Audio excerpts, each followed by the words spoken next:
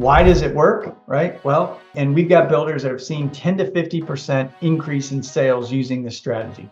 Why it works? Number one is it expands your buyer pool with affordability, right?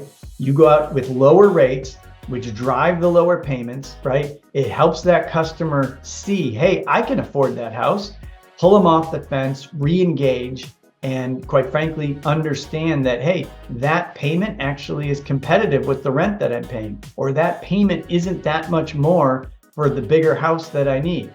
The ability to really lock them in and attract them, expand that pool because you're coming out with a below market rate and a below market payment, and you haven't had to cut that price. In fact, many of our builder partners put this strategy in place and actually increase their price to cover some of this.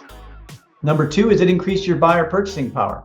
So you might be saying, okay, I've got enough traffic, but it's the conversion. Well, the other benefit is even if the customer can qualify and you have this program out there, they might buy one of your larger homes. They might, to the degree of a design studio and have other upgrades, they might move that direction because they can buy more. They have stronger, more purchasing power. It's a second reason why it works.